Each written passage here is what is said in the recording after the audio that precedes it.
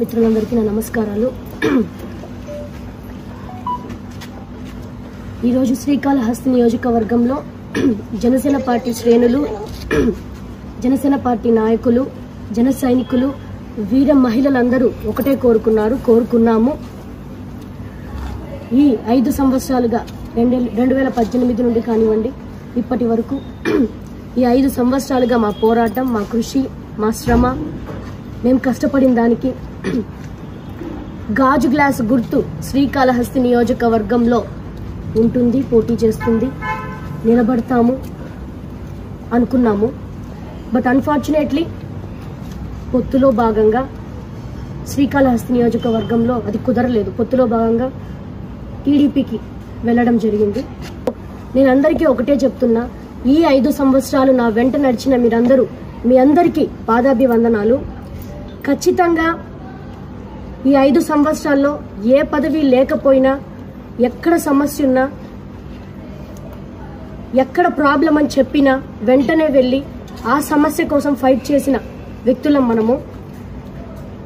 ఇంకా ఈ 5 సంవత్సరాలు కూడా ఎటువంటి పదవి లేకపోయినా మీ అందరి కోసం నేను నిలబడతాను, కష్టపడతాను. మీ అందరికీ ఒకటే చెప్తున్నా, ఆవేదన చెందొద్దండి, బాధపడొద్దండి, దిగులుగా ఉండొద్దండి. ఈ 5 సంవత్సరాలు మనం ఇంకా గట్టిగా పోరాడదాం.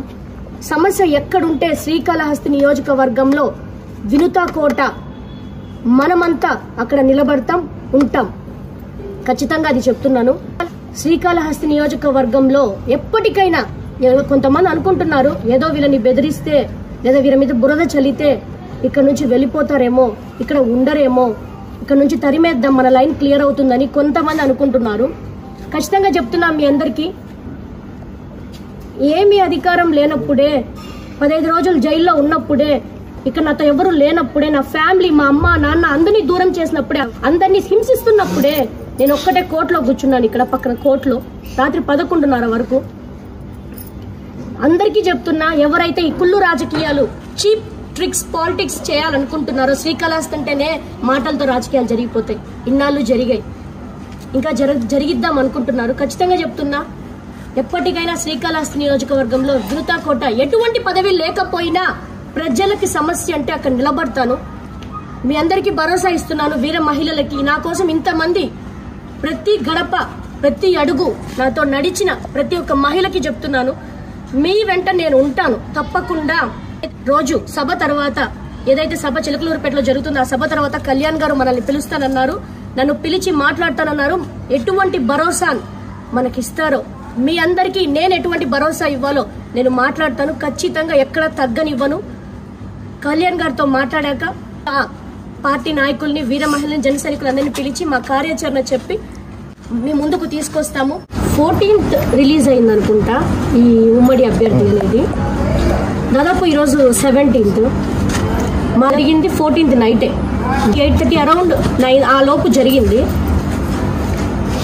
నేనే ఉమ్మడి అభ్యర్థి అయ్యిండుంటే, ఈ సిచ్యువేషన్ ఇంకా అతనికి జరిగిందంటే, వాళ్ళ ఎవరికైనా జరిగిందంటే, ఒక ఉమ్మడి అభ్యర్థిగా హుందాతనంగా నేను ఎక్స్పెక్ట్ చేసింది, నిన్న నాకెవరో లింక్ పంపించారు, అప్పుడు నేను ఎక్స్పెక్ట్ చేశా, ఏ పార్టీ నాయకుడైనా, అది మీవాడో మావాడో పక్కనోడో పక్కన పెడితే, ఇలా చేయడం తప్పు అని ఒక్క మాట అన్నారేమో అని ఎక్స్పెక్ట్ చేశా. నాకు ఇంతవరకు ఫోన్ కాల్ నా ఫోన్కి రాలేదండి. అమ్మా ఇది జరిగింది, మీ పార్టీ వాడా, నా పార్టీ వాడా, వాడెవడో కోవట్డా, నాకు ఫోన్ కాల్ రాలేదండి. కనీసం సానుభూతి పక్కన పెట్టేయండి, నాకు ఫోన్ కాల్ రాలేదు. అది కాకుండా పక్కన పెడితే నేను మీ ప్రెస్ వాళ్ళతో మాట్లాడారు, ఇక్కడ బల్జోన్ గురించి మాట్లాడతారు ఏంటండి? కులం గురించి ఎవరు అడిగారు మిమ్మల్ని? కులం పేరు ఎందుకు చెప్తున్నారు? కులంతో రాజకీయాలు చేయాలనుకుంటున్నారా మీరు? అది కాకుండా రభస అంటారు, జన సైనికుల్ని ఇదిగా మాట్లాడుతున్నారు, వైసీపీకి సానుకూలం ఏదో అవుతుంది అంటున్నారు. మీరు వైసీపీకి పాయింట్ ఇస్తున్నారు. 100కి డైల్ చేసామండి పద్ధతిగా, మేము 100కి డైల్ చేసాం. పోలీసు వచ్చి తీసుకెళ్లారు. వాళ్ళ పిఆర్ఓ ఎందుకు వచ్చి అతన్ని విడిపించాలని చూస్తున్నాడు? నాటు బాంబు తీసుకొచ్చారండి, పేల్చి ఇంట్లో వేసేది ఎక్కడ ఉన్నాయి? సపోజ్ మా కార్యకర్తలు, మా నాయకులు ఇక్కడ లేకపోయింటే సిచ్యువేషన్ ఏంటి? ఒకటైతే చెప్పగలుగుతాను, జన సైనికులను ఎక్కడ తగ్గించి మాట్లాడితే మాత్రం సహించము. ఎక్కడ సమస్య ఉంటే అక్కడ వినుతా కోట ఉంటుంది ఖచ్చితంగా. జై జనసేన.